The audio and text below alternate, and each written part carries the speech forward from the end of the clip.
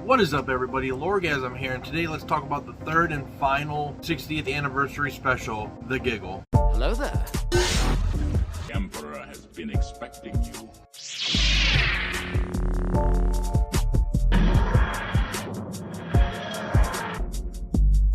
Whew, no, that was an interesting one. I honestly don't know how I feel about it right now. Hopefully, as I process it, I will become more clear about how I feel. Maybe by the end of this, I'll be able to make it more clear how I feel. So this was definitely a fun episode. Neil was great as the toy maker. So good. Now, I will say I've never fully watched the Celestial Toy Maker episode of the first Doctor. I have seen clips of it though. I'm waiting for the animation to come out. So I can't really compare the two. I just know that the toy maker seemed more serious than he does in this back then. But I did have a lot of fun. Neil and the Doctor had good chemistry. It was great. And boy, that by generation. Okay, well, let's get into the episode. We start off in Soho, 1925. A young man is entering a toy shop and is welcomed by the owner. Now, I do wish that I didn't know that Neil was going to be the toy maker at the time, because it would have made this more interesting when we cut to 2023 and all the chaos is happening and the toy maker's dancing in the background. But since I was already ruined to it, I already knew that he was the toy maker.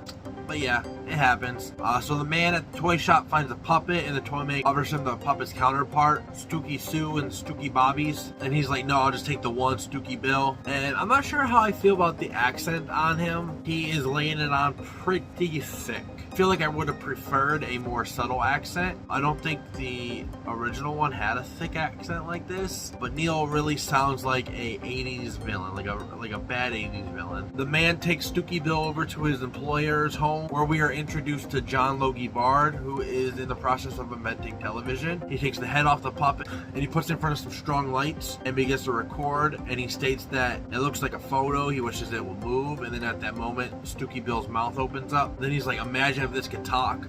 And then all we hear is the toy maker's laugh, and this is all happening while Stooky Bill is being set ablaze. We get the intro and jump into the Doctor and Donna and Wilf seeing all the chaos. Now, unfortunately, we don't get any direct visuals of Wilf, and that's because Bernard Cribbins died after he filmed the scene for the last episode. So no more Wilf for us. Rest in peace, Bernard Cribbins. You were a great companion, and I wish we had more with you. The Doctor runs into the road trying to stop a truck from crashing into somebody, and the guy claims that he owns the road and he knows he's right and he's always been right. You can see the toy maker dancing in the background in a black tux and a top hat. After the Doctor finishes with the guys, he heads back to Donna and he runs into the toy maker, and the toy maker tries to dance with him, and the Doctor's like, no, I'm cool. And then he tries walking back to Donna and Wilf again, and then Unit show up. Unit collects them. The toy maker waves goodbye to the Doctor, and we cut to the helicopter carrying everyone and the TARDIS to Unit Tower, which looks a lot like Stark or Avenger Tower. We meet up with Shirley Bingham and Kate, and as the Doctor reminisces about how far Unit has come, Kate walks up to him, and I swear with the momentum she was walking that she was about to slap the shit out of him, but instead she gives him a hug. She asks him for help because she doesn't know how to fight the human race, and then they head inside, and a Unit employee hands Donna and the Doctor some tablets, and he looks up and sees that it's Mel, and Mel was the companion for the 6th and the 7th Doctor, and then she was replaced with Ace. He gives her a big hug, and she says that she will catch up later. She tells Donna she used to be a companion just like Donna, and Donna was like, oh, I wasn't the first redhead, and Mel was like, nah, that was me. We then see Shirley pop up out of her wheelchair, which surprised me for a second, but I know there are people who have still some mobility with their legs, and they can like stand on it, but they can't walk long distances, so I'm assuming that's what she has. I should have known with the leg crossing after the first episode, but you know, whatever. Just surprised me for a second, but you know, people have that. So they start going over what's happening to everybody and why they're going crazy and how Unit is fine, and they're fine because of these armbands that they have called the Z-Dex, and they are made by this android or alien or robot thing that works in Unit named the Lynx.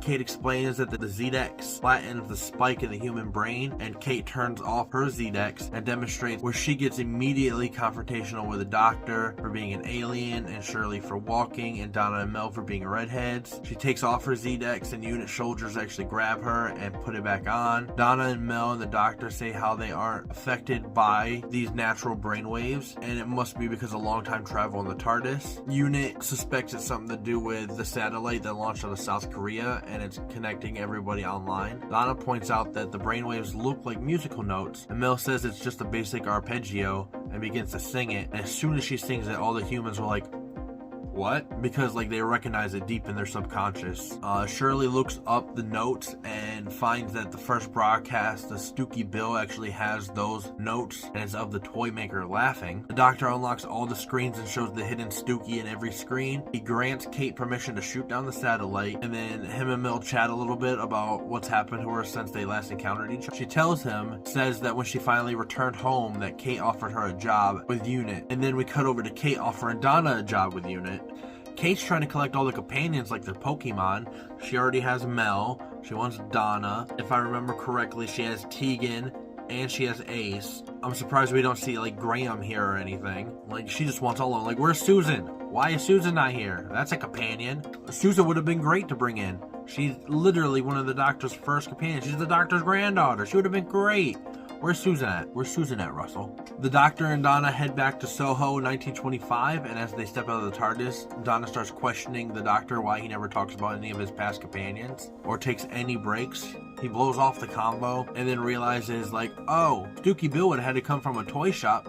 There's a toy shop right there. Let's head in there. He looks through the window, and then the toy maker just starts, like, dodging him. So then the doctor heads inside the shop, and the toy maker goes on a rant about how the ball is the first game ever invented. This is called foreshadowing. The doctor realizes he's the toy maker and tells Donna to get back to the TARDIS. We get some cool colorized flashbacks of actually the first doctor facing the toy maker. The toy maker then disappears behind a curtain, saying that hide and seek was the second game ever invented, and the doctor follows. Donna follows right behind. The door shuts, locks her in there with him in this long corridor full of doors. The doctor blames himself for the toy maker being in reality because of the salt line he did with the knot things at the end of the universe, essentially tempting him with a game, and he got into the universe. They get separated, and the doctor encounters the man who bought Stooky Bill originally and discovers he is actually a marionette, and he got turned into that by playing the toy maker's game, wanting to get the laugh out of his head. The doctor looks up and he actually sees a giant toy maker is puppeteering him. When he looks back down, he sees that the marionette actually has his face and is saying, I thought I was clever. We cut over to Donna as she enters the room, and then we see Stooky Sue crawling out from the darkness, and then she starts rhyming at Donna about how her husband was taken away. It's just creepy. And as she's doing that, the babies, the Stooky Bobbies, start descending, and then they jump onto Donna and they start trying to bite her, and then Stooky Sue grabs onto Donna and she's trying to bite her, and she's talking about how the babies need to eat, so I think they're planning on eating Donna. This is just creepy. I hate dolls. I hate puppets like this. Ugh. Nope, no thank you. I'm out.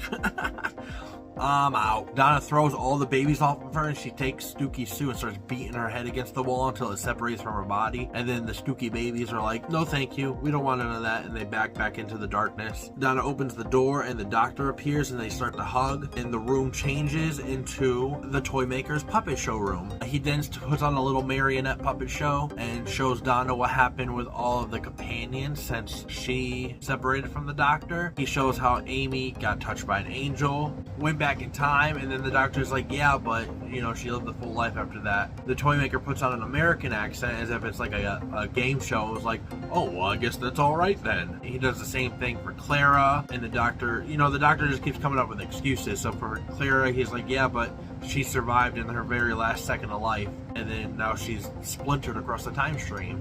And he's like, oh, well, I guess that's all right then. For Bill, killed by a Cyberman, and then he's like, yeah, but her consciousness is still living. Oh, well, I guess that's all right then. And that was creepy, because then by this point you actually got used to the German accent, even though like we only saw Neil for like a short amount of time as the toy maker. You already got used to the accent. So then hearing him do that was just weird and a little creepy. The doctor then challenges the toy maker to a game, so the toy maker sits there and starts, you know, shuffling a deck of cards and just talking to the doctor, saying about how he's had so much fun in this universe, and he's played games with everybody, and he turned God into a jack-in-the-box. The master came and was at the edge of death, and wanted to play a game to survive, and then lost and got trapped in his gold tooth. That's also foreshadowing. Yeah, so at this point, we don't know technically how long the Toy Maker has been in this universe, or reality, or what have you, dimension, because he appeared when the Doctor did the salt line, right? And that was at the edge of the universe. And we don't know specifically the time difference, like we didn't get a specific year that was in, but we do know that Earth was a trillion whatever years away. So that means he could have been in this universe for a trillion whatever light years. So he could have been here pretty much since the beginning. He's been in this universe. Technically, I feel like he could have been here while the Doctor was facing him in his own dimension, like space and time. Crazy stuff. We do know he was in Soho from at least 1925. Could have been sooner. He then says that he made a jigsaw out of the Doctor's life, which kind of implies that he was somehow involved in the Flux, or also in the Timeless Children, which is pretty crazy. Right before they play their game, the Doctor brings up a player who is called the One Who Waits, which is the only player that the Toy Maker dared not challenge. He was too scared to do it. So I can't wait to see who this is. Is this the boss that the Meek was talking about? Is this Omega? Is this Rory? Rory was the One Who Waits. So yeah, who could it be? Then they decide to play a game of high card, low card, where they cut the deck, and the Doctor loses. The Toy Maker wins with a king, and the king kind of actually looks like the classic Toy Maker. So that's kind of cool. The Toy Maker begins to relish in his victory, and the Doctor's like, nah fam, let's do best out of 3. I won once, now you won once, now let's do a third. And this actually confused me a little bit, because I'm not 100%, but I'm pretty sure in the original Celestial Toy Maker story that the Doctor states that he has encountered the Toy Maker before. This isn't the first time. It's so nice to see you again. But now you have, so let us go. You're so innocent, Doctor. The last time you were here, I hoped you'd stay long enough for a game, but you had hardly time to turn around. And if he's encountered the Toy Maker before, that would mean he's played the Toy Maker's game before, because the Toy Maker stayed in his own little realm, right? So if the Doctor's played the game and then he's out in the world, that means the Doctor played the game and won the game, which means this would be at least the 3rd game already, and they're about to play the 4th game, at least. But like I said, I've never actually seen the classic episode, so I'm not 100% sure, but that's what I'm getting.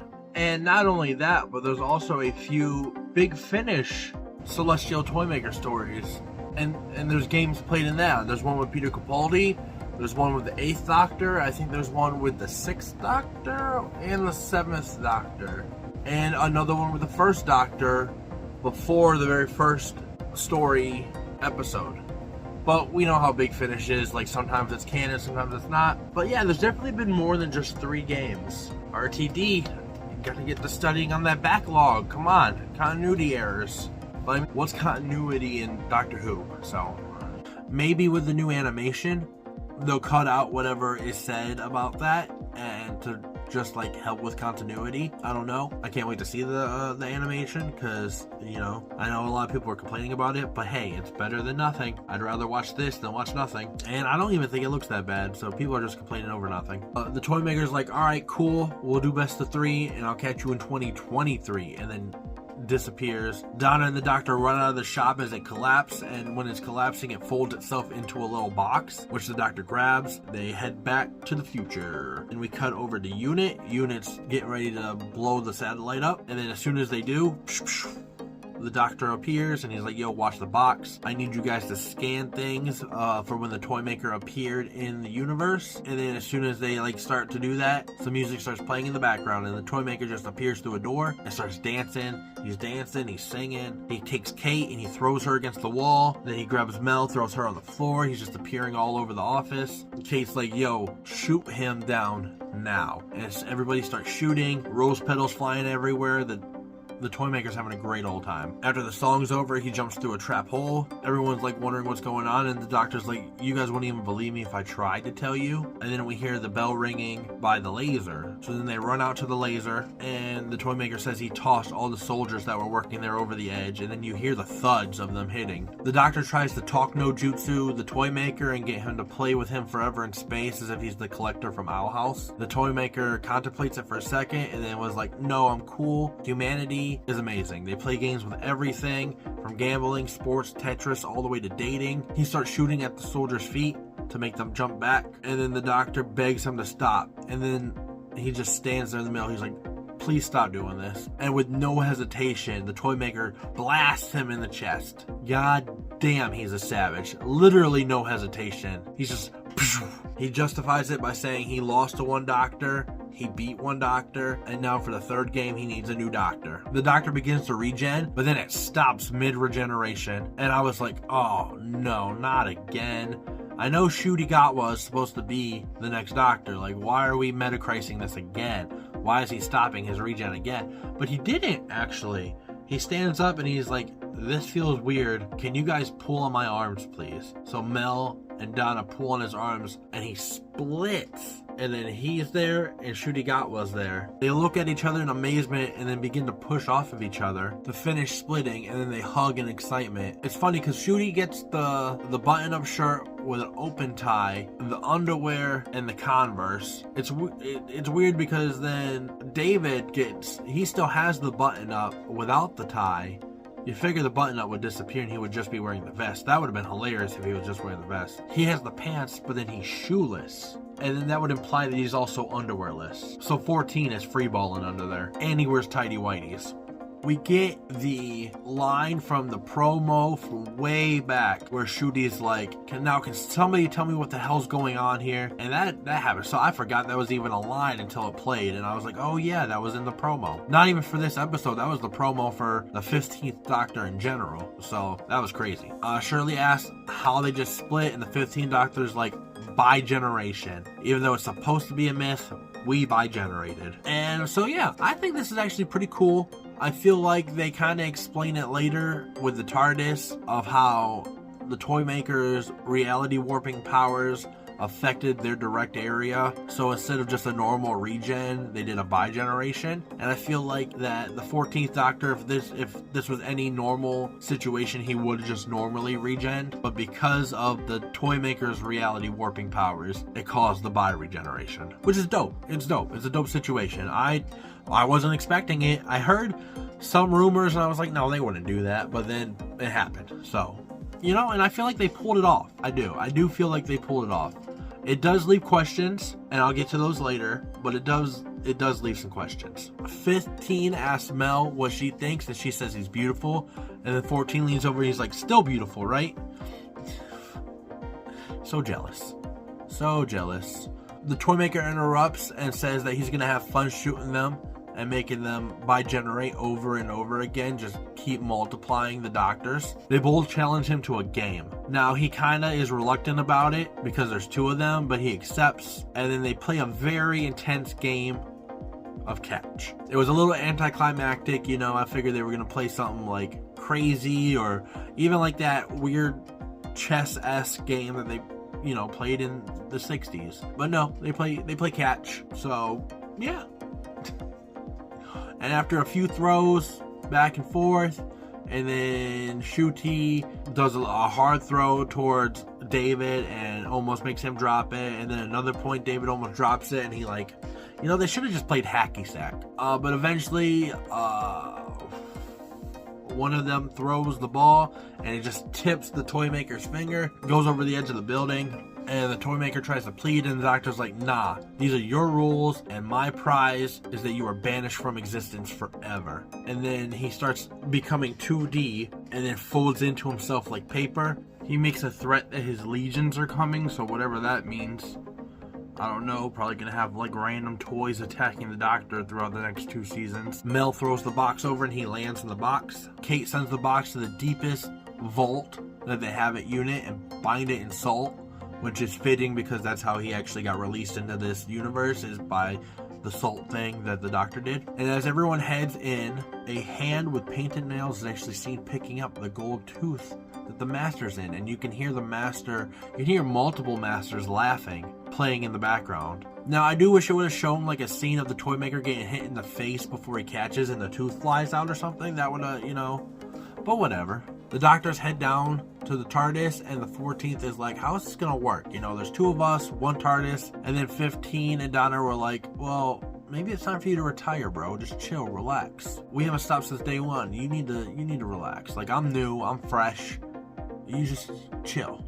And then 14's like, yeah, maybe, but I can't leave the TARDIS. This is my baby. And 15's like, you know what?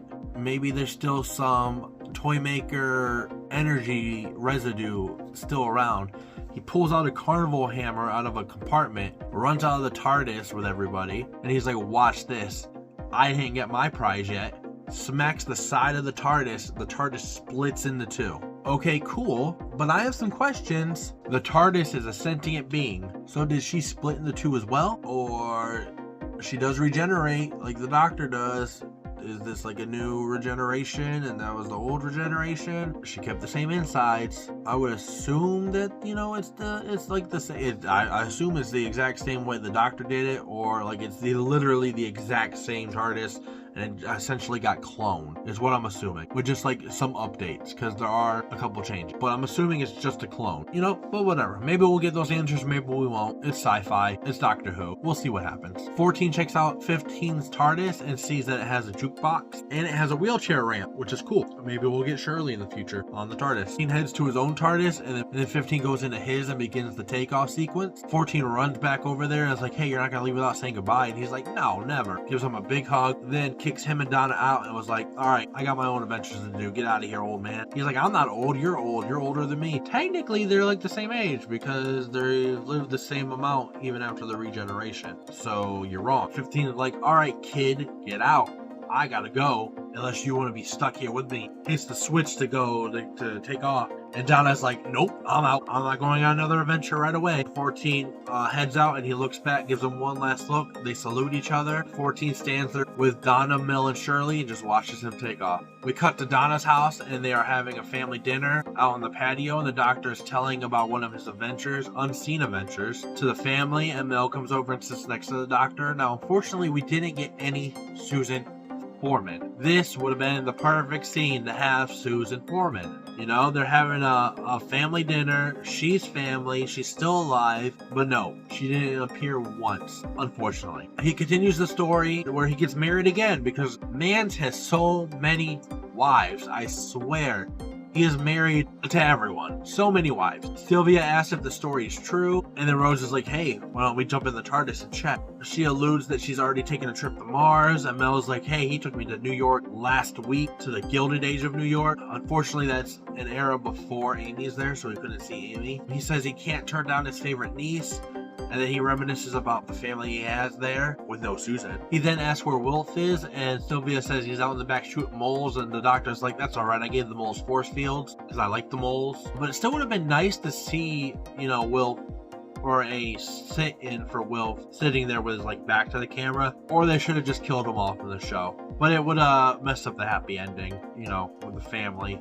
Except Susan. Donna tells the doctor he doesn't have to stay forever and asks if he misses the adventures, and he says everything he's gone through, he realized that it's all for what he has right here. The happiness, the family, except Susan. We cut to 15 in the TARDIS and he's just hitting all the buttons on the console and he's smiling ear to ear. And that ends the episode. Okay, I feel like this had the most packed in it out of all 3 episodes. Okay, my thoughts. I loved it, but it leaves a lot of questions for the future. And I hope that at least some of them get resolved. Neil as the toy maker was great. At first he sounded like a bad 80s villain, but his accent grows on you. And I love how wacky and whimsical he is. From the clips I saw of the original toy maker episode, he is more serious, even though he's supposed to be a game-loving being. The Doctor was fun, Donna was fun, Unit was cool. I love their new Avengers Tower. I like how the toy maker got in everyone's head with an implanted secret laugh in every TV ever. Lord, there was just so much. The Master trying to save his own life, so he plays a game where the toy maker loses. He gets stuck in a tooth. Makes a lot of sense for how the Master is. Who is the one who waits?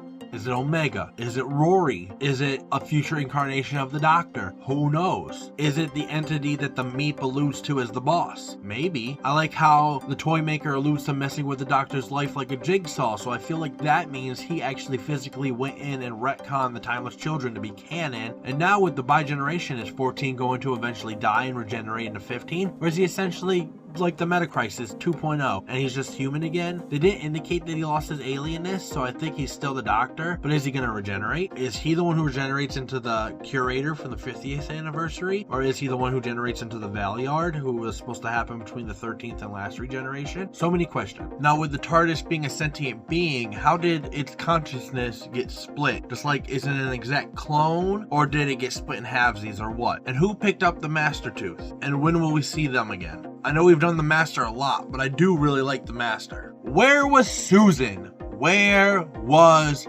Susan? And why wasn't she in this episode? I get we were going for the Doctor and Donna thing, but we did bring in Mel. We had a whole Fast and the Furious family dinner thing at the end. Susan should have been there. After all these years, 60 years, this was the 60-year anniversary.